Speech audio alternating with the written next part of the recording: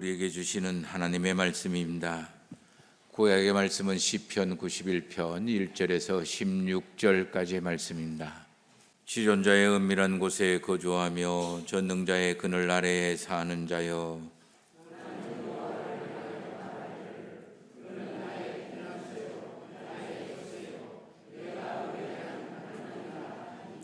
이는 그가 너를 새 사냥꾼의 올무에서와 심한 전염병에서 건지실 것이미로다.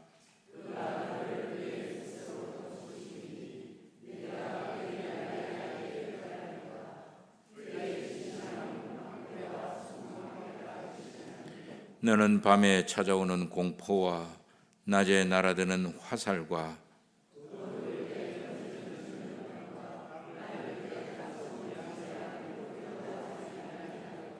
천명이 내 왼쪽에서 만명이 내 오른쪽에서 엎드려지나 이 재앙이 내게 가까이 하지 못하리라.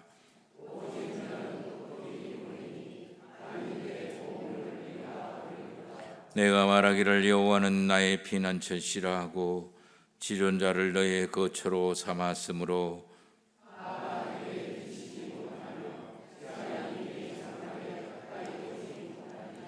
그가 너를 위하여 그의 천사들을 명령하사 내 모든 길에서 너를 지키게 하심이라.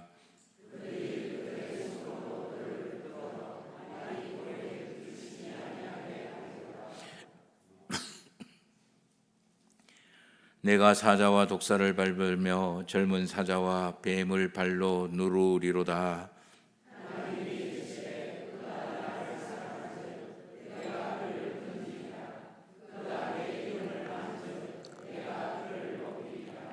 그가 내게 간구하니니 내가 그에게 응답하리라. 그들이 환난 당할 때에 내가 그와 함께하여 그를 건지고 영화롭게 하리라.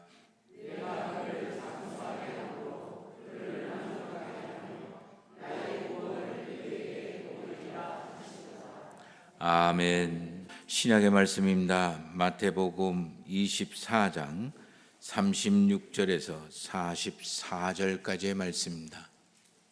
그러나 그 날과 그 때는 아무도 모르나니 하늘의 천사들도 아들도 모르고 오직 아버지만 아시느니라.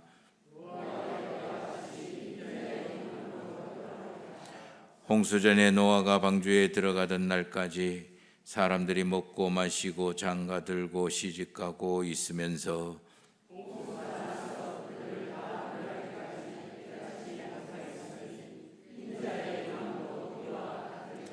그때에 두 사람이 밭에 있음에 한 사람은 데려가고 한 사람은 버려둠을 당할 것이요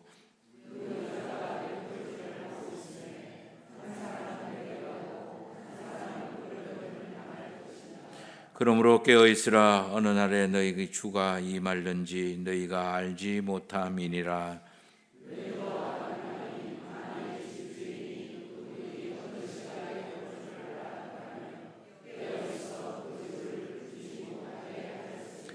이러므로 너희도 준비하고 있으라. 생각하지 않을 때에 인자가 오리라.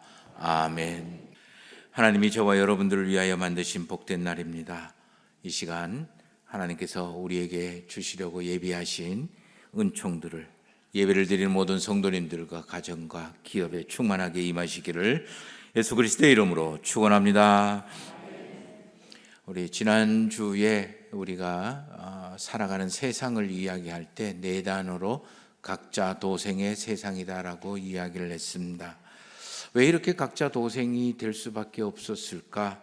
저와 여러분들이 살아가는 시대가 불안과 두려움의 시대라고 할 수가 있고 예측 불가능의 시대라고 할 수도 있고 곳곳에 교묘한 폭력과 광포와 그래서 그거로 인한 위험의 시대라고 생각하기 때문인 것 같아요. 무엇보다도 더 두려운 것은 나하고는 상관없이 일어나는 일과 같은데 나하고 밀접한 관계에 영향을 끼치게 되더라. 그래서 초밀접 연결 사회 시대가 저와 여러분들의 모습입니다.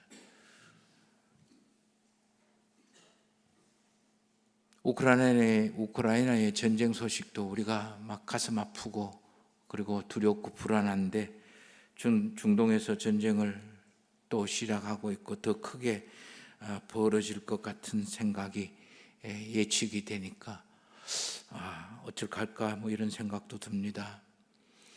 세상에서 강하고 높고 많은 것들을 가지고 있는 대단한 사람들은 말로 포싸라 마라 그렇게 이야기해버리면 끝나겠지만 사실 그 사람들에게는 생존과 아무런 관계가 없어요. 결국 죽는 거는 힘없는 사람들이죠. 저와 여러분들과 같은 사람들의 아이들이 죽는 거예요. 우크라이나에서도 젊은 아이들, 힘없는 우리 가정은 파괴되고 젊은 아이들이 죽고, 러시아에서도 힘없는 그런 사람들의 자녀들만 전쟁에서 죽어나는 거예요. 이스라엘에서도 힘없는 사람들, 그 가정만 파괴되고 죽고, 팔레스타인에서도 힘 깨나 쓰는 사람들은 절대 안 죽어요. 힘없는 사람들이 죽고 그 가정만 망가지고 무너지고. 그리고 우크라이나나 아니면 중동에서 전쟁이 일어남으로 인해서 저와 여러분들의 사는 이 땅에 힘없는 저와 여러분들만 영향을 받고 그리고 괴로워하고 힘들어하고 아파하게 되어 있습니다. 아프간에서도 지진이 일어나면요, 힘 있는 사람들, 꽤나 콧방귀 끼는 사람들은 전혀 상관이 없어요. 그저 힘없는 저와 여러분들과 같은 사람들, 그의 아들이나 흙더미 밑에 깔려 죽죠. 후쿠시마에서 핵 오염수를 방류하고 어떻건 간에 결국 힘없는 저와 여러분들, 싼 고기 찾아 어떻게 먹어볼까 싶어하는 힘없는 저와 여러분들만 당하는 어이없는 일들이에요. 저와 여러분들이 걱정하고 고민하고 있는 기후위기도 힘 있는 나라, 힘 있는 사람들에게는 아무런 상관이 없어요. 대다수 당하고 어려워하고 괴로워하고 영향력을 받는 사람들은 다 힘없는 사람들이에요. 우리나라라고 별 다른 수가 있겠습니까? 뭐든지 강한 사람, 힘 있는 사람, 콧방귀나 끼는 사람들, 어깨에 힘 들어가 있는 사람, 그 사람들에게는 아무런 영향력이 없어요. 그런데 놀랍게도 대단하게도 힘없는 사람들이 그 사람들을 걱정해주고 있는 꼴인 거예요. 결국 힘들고 어렵고 괴로워하는 사람들은 저와 여러분들처럼 힘없는 사람들이에요. 동유럽의 전쟁이나 아니면 중동의 전쟁이 멀리 떨어져 있는 남은 나라의 이야기 같죠? 아니에요. 바로 저와 여러분들의 삶의 이야기이기도 해요. 우크라이나 전쟁으로 해서 당장 우리 곡물값은 올라가고 있고요. 먹는 것도 올라가고 있고요. 중동의 전쟁이 일어나면 결국 우리나라에게 석유값이 미치게 되고 우리 겨울 난방비에 영향을 미치게 되는 거예요. 그런데도 우리는 힘 있는 사람들을 걱정하고 있는 것 같아요. 그런데도 우리나라에서도 힘 있는 사람, 어깨에 힘 들어가 있는 사람들은 전쟁이라는 단어를 입에 너무 쉽게 오르락내리락거리고 있는 거예요. 저와 여러분들이 살아가는 거는요, 그것뿐만 아니에요. 길거리에서도 또는 밤거리에서도 우리는 함부로 다닐 수 없을 지경으로 변했고, 또 우리 아이들이 밤 늦으면 왠지 두렵고 불안하고 걱정이 되는 시대고, 대중교통을 이용하든 자가용을 이용하든 어디에 가서 어떤 모습으로 있든 아침에 나갔던 우리 아이가 무사히 엄마하고 문 열고 들어오는 게 반가운 그런 시대를 살아가고 있는 거예요.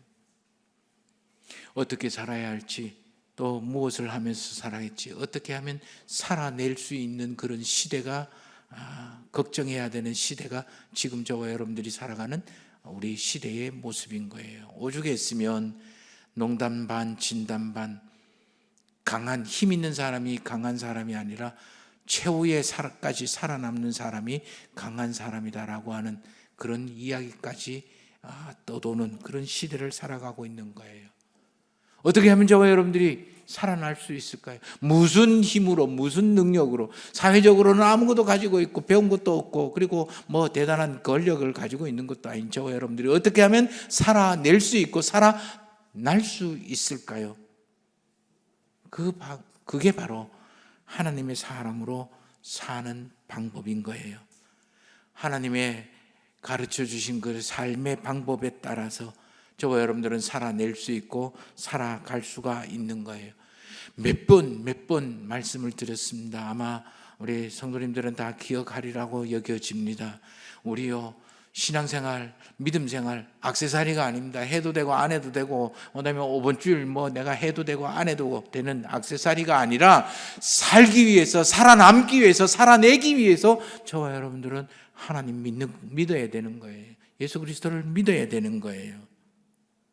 그러면 살아내고 살아남기 위해서 우리가 어떻게 해야 될까? 하나님의 사람답게 살아야 되는데, 그 하나님의 사람답게 살기 위해서 그 삶의 길을 예수님은 우리에게 명령형으로 이야기하셔서, 그래서 우리의 일상생활 속에서 우리가 이 예수님이 명령하신 것을 지키고 또 지키려고 애쓰고 노력하고, 그리고 그것을 쫓아 살아갈 때 저와 여러분들은 하나님의 지혜와 하나님의 능력과 하나님의 권세로 자연스럽게 살아남게 된다라는 거예요. 오늘은 8번째 명령입니다. 어쩌면 가장 필요한 명령이고 또 우리가 새겨들고 그리고 알아야 될 그런 명령이기도 합니다. 오늘 우리가 읽은 마태복음 24장의 말씀은 대략 우리가 이제까지 들어오기로는 재림에 관한 그런 말씀, 세상의 종말에 관한 말씀으로 많이 들어왔고 그렇게 읽어왔습니다. 물론 틀린 말은 아닙니다. 종말에 이런 하나님 예수님께서 다시 오실 때에 분명히 이런 일들은 일어나게 될 겁니다. 그러나 저는 더 좁혀서 두려움과 불안과 전쟁과 그리고 거짓 주장들의 그 난무하고 저와 여러분들이 혼을 빼놓을 것 같이 바쁘게 살아가는 이 시대에 하나님의 임재의 모습이 어떠한지를 가르쳐주고 그 임재를 하심으로 살아가는 하나님의 사람의 삶의 방법에 관한 이야기로 듣고자 하는 거예요. 먼저 36절 말씀을 보십시다. 그러나 그날과 그때는 아무도 모르나니 하늘의 천사들도 아들도 모르고 오직 아버지만 아신다라고 이야기합니다. 뭘 모른다라고 이야기합니까? 그날과 그때를 모른다라고 이야기합니다. 그날과 그때는 하나님이 임재하시고 인자가 이 땅에 오시는 하나님의 임재와 우리 주 예수 그리스도의 역사하심이 일어나는 그때, 그 시간, 그 순간을 이야기하는 거예요. 그때를 어떻게 모른다고 하는데, 그래서 제자들이 묻습니다. 그러면 알 수 있는 방법이 없을까요? 그때 하나님이 역사하시고 하나님이 임재하실 때, 그때 이런 징조, 표징들이 보일 거다. 전쟁이 일어나고 그리고 재앙이 일어나고 죽임과 박해가 일어나고 거짓 주장들이 곳곳에서 날뛰면서 너희들을 미혹하게 만들고 너희들은 혼란과 그리고 환난 속에 빠지게 되면서 신앙생활, 믿음생활 하는 것이 어렵고 힘들게 될 거다. 이거는 단지 징조야. 그 시간이 지나면 하나님의 위대한 역사, 임재의 역사가 일어나게 될 거야. 이런 이야기예요. 그런데 조금만 주의 깊게 생각해 보십시다. 바꿔서 생각을 해 보십시다. 종말이든 지금이든 하나님의 임재의 역사가 일어나는 시간, 하나님이 저와 여러분들의 삶에 개입하는 그 시간은 몰라. 그런데 표징이 있다, 징표가 있다. 전쟁이 일어나고 환난이 높아지고 그리고 사람이 살아가는 그런 삶에 거짓의 주장들이 난무하고, 그래서 뭐가 뭔지, 뭐가 진리이고 뭐가 비진리 거짓인지 분별이 어렵고 힘들어지는, 그래서 우리의 믿음 생활을 지키기가 혼란스러운 그때, 그런 징조가 있는 그런 위험 지수, 그리고 불안함과 두려움의 지수가 너에게 높아질 때, 그때가 너에게 하나님이 임재하실 때야. 그때가 너에게 하나님이 역사하실 때야. 그런 시대, 그런 시기가 하나님의 역사가 있는 시기요, 시대이다. 그런 의미인 거예요. 오늘 저와 여러분들이 살아가는 시대 상황하고 너무너무 비슷한 거예요. 전쟁의 시대, 광포함이 난무하는 시대, 서로 자기 이야기가 맞다라고 떠들며 목소리 높이는 시대, 뭔가 힘을 좀 가지고 있다면 그 힘을 가지고 조자룡이 썩은 칼 휘두르듯이 아무렇게나 마구잡이로 흔들면서 힘없는 사람들은 이리저리 죽어나가야 되는 그런 시대. 저와 여러분들의 살아가는 삶의 시대는 두려움의 지수가 한껏, 불안함의 지수가 양껏, 그리고 무엇을 어떻게 살아야 될지 혼돈과 혼란의 지수가 양껏 예측할 수 없는 그런 시대를 살아간다. 그러나 바로 이런 징조가 있을 때 하나님의 임재의 역사, 하나님의 은총의 역사, 하나님의 개입의 역사가 가까이 와 있음을 깨달아라. 그런 이야기예요. 그러면 이 하나님의 개입의 역사가, 하나님의 임재의 역사가 일어나면 어떤 사람은 할렐루야 감사하면서 은혜의 축복의 시간이 될 것이지만, 어떤 사람은 하나님의 은혜에서 멀어지는 심판과 그리고 괴로움의 시간이 될 거다. 그러므로 너희들은 이렇게 살아라. 8번째 예수님의 명령, 예수님들이 우리에게 해야 할 과제를, 사명을 주십니다. 42절 말씀을 보십시다. 같이 읽겠습니다. 42절 말씀 같이 읽겠습니다. 그러므로 깨어있으라. 어느 날에 너희 주가 임하는지 너희가 알지 못함이니라. 줄여서 기억하기 쉽게 깨어있으라. 하나님의 임재에 두려움의 지수가 높고 불안함의 지수가 높고 예측 불가능의 지수가 높아지고 내가 무엇을 어떻게 해야 될지 모르는 혼돈과 그리고 혼란의 지수가 높아가면 높아갈수록 하나님의 임재의 역사, 하나님의 개입의 역사, 하나님의 일하심의 역사가 너에게 가까이 왔음을 알아라.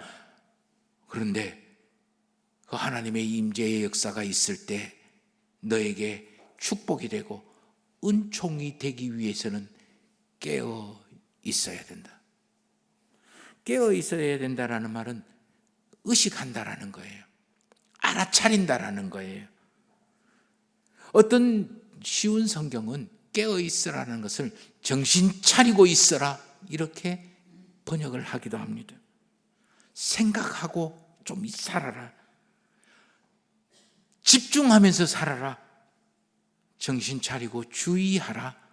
그런 의미입니다. 이거와 비슷한 이야기를 44절에 우리 예수님은 또다시 이야기합니다. 44절 말씀을 보십시오. 이러므로 너희도 준비하고 있으라. 준비하라라고 이야기합니다. 깨어 있으라는 말과 비슷한 의미로 준비하고 있으라고 이야기합니다. 준비하다라는 것은 대비하라는 거죠. 대비하라. 하나님의 오실 것을 대비하라. 대비하라는 말은 다른 말로 이야기하면 저는 이렇게 번역하고 싶습니다. 하나님의 임재의 역사가 있는 것을 대기하라. 대기하고 있어라. 언제 어디서 어떤 모습으로 하나님의 은혜의 역사, 하나님의 축복의 역사, 하나님의 임재의 역사가 일어날지 모르니까 너는 항상 대기하고 있어라. 그런 뜻으로 이야기하고 싶은 거예요. 그러므로 예수님이 명령하신 깨어 있어라, 준비하라는 말은 이 말을 정확하게 이해하려면 그 반대를 의미를 생각해 보면 이 깨어 있으라 준비하라라는 말을 분명하게 알 수가 있을 거예요. 그 반대되는 의미를 저는 이렇게 표현하고 싶어요. 생각 없이 살지 마라. 하나님의 사람으로서 생각 없이 살지 마라. 세상에 매몰돼서 살지 말라. 너 지금 당장 먹고 살기 힘들고 어렵고 괴롭고 답답하고 그리고 경제적인 여건도 그리고 살아가는 삶의 여건도 아프고 힘든다고 해서 그거 어떻게 해결해 보려고 정신없이 쫓아다니지 말아라.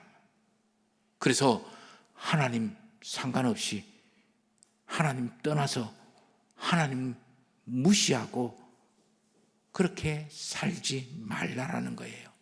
이러한 상태를 성경에서는 잠을 잔다 이렇게 표현을 하는 거예요. 우리 잠자면 옆에 있는 것을 아무런 모르잖아요. 감각이 없고 듣지도 못하고 그리고 알지도 못해요. 그 잠을 깨어나라. 그래서 너 주변에서 무슨 일이 일어나고 있는지를 준비하라는 거예요. 알아차리라는 거예요.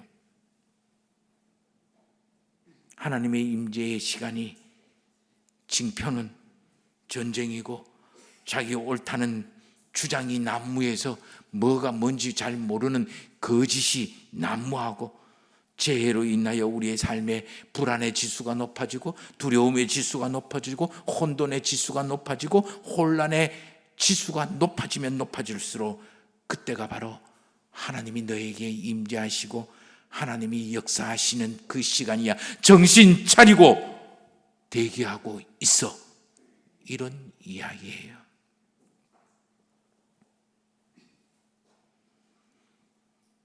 준비하고 정신 차리고 대기하고 있는 사람은 오시는 임재하시는 하나님을 만나게 되고 그 하나님으로 인하여 하늘의 지혜와 능력과 권세로 이 험악한 세상 살아내게 되고 이기게 되고 정신줄 놓고 세상 쫓아 이리저리 휩쓸리며 혼돈스럽게 살아가는 사람들은 하나님의 임재를 깨닫지 못하고 그리고 하나님의 지혜와 능력과 권세를 알지 못하니 그저 세상에서 당하고 죽을 수밖에 없어.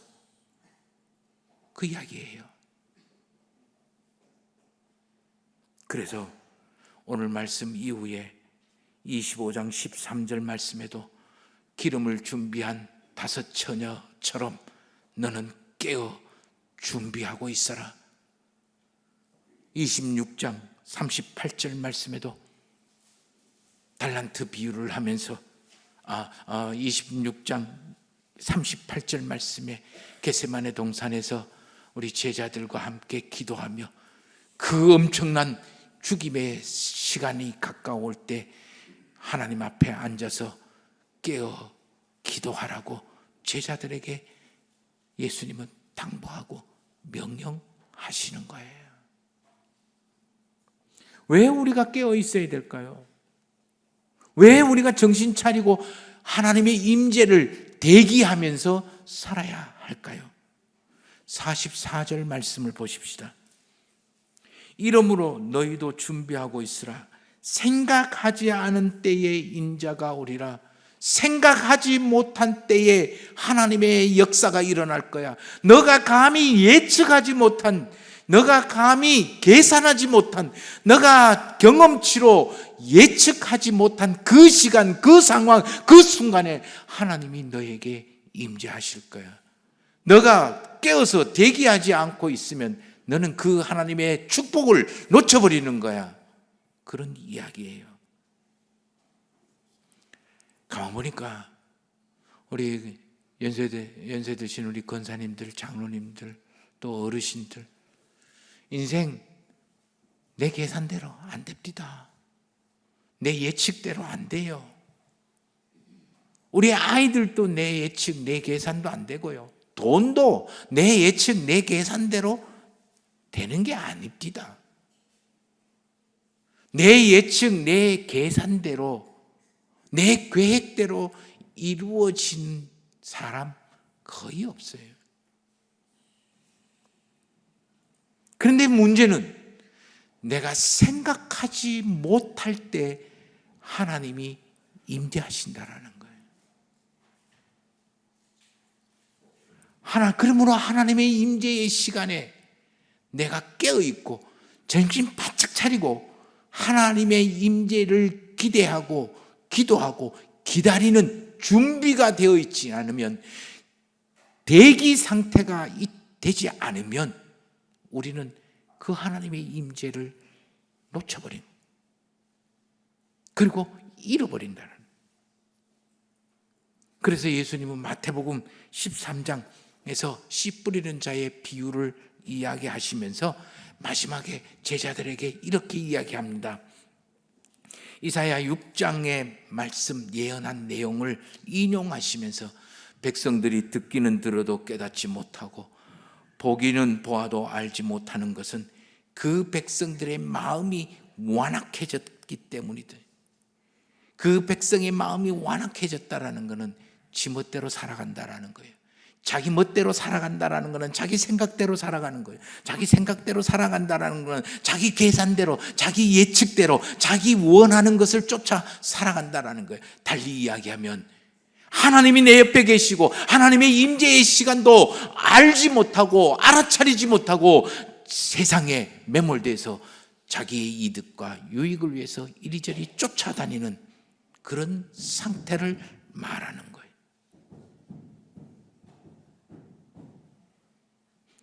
그것을 바로 영적인 잠을 자는 모습이에요.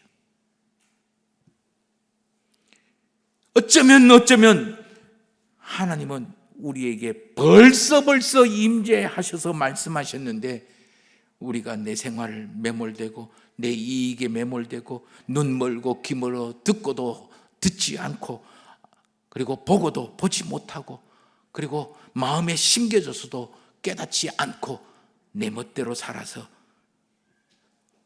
하나님의 임재의 축복을 놓쳐버린지도 모르고, 아니면 어쩌면 지금 우리에게 하나님이 베푸시는 은총의 호의함의 역사가 있음에도 불구하고 내가 깨어있지 못하고 대기 상태가 아니어서 그냥 놓쳐버리고 잃어버리고 느끼지 못하고 받지 못하고 사는 것은 아닐까?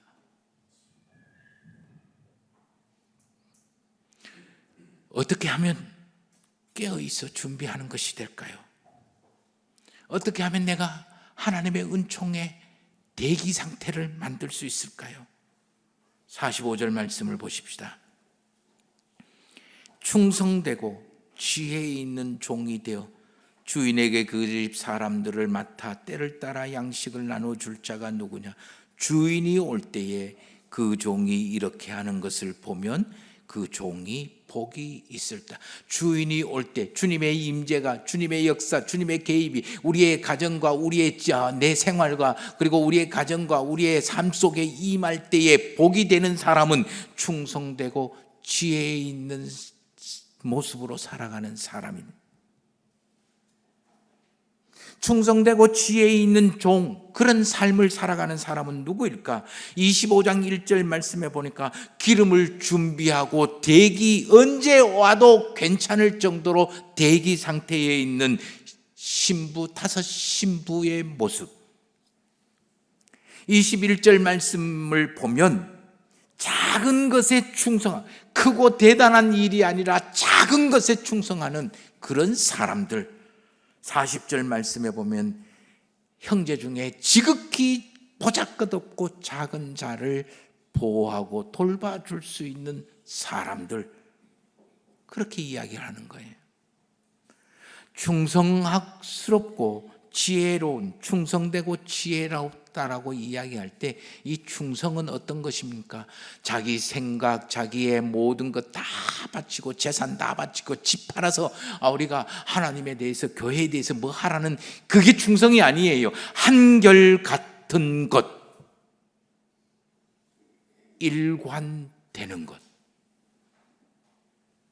그게 충성이에요. 언제 어디서나 똑같아. 어떤 상황과 조건에서나 같아요. 예배 드릴 때는 하나님에게 충만한 상태에서 있다가 집에 가면 없어져 버려요. 그건 충성이 아니에요. 회사 가면 까마득하게 몰라. 그건 충성이 아니에요. 교회에서 예배를 드리면서 하나님 앞에 서 있는 그 의식, 깨어 있음이 집에 가서도 그리고 회사에 가서도 어떠한 조건과 어떠한 환경 속에서도 그것이 좋고 잘 되고 형통한 상황에서도 같아야 되고, 그리고 그것이 힘들고 어렵고 괴로운 상황에서도 같아야 되고, 내 삶이 건강한 상태에서도 같아야 되고, 내 삶이 아프고 힘들고 침대에 누워 있어도 같아야 되는 거예요. 그게 충성이에요. 그렇게 살아가기 위해서 애쓰고 노력하라. 그 충성 뒤에 하나 붙어 있는 것이 있어요. 뭘까요?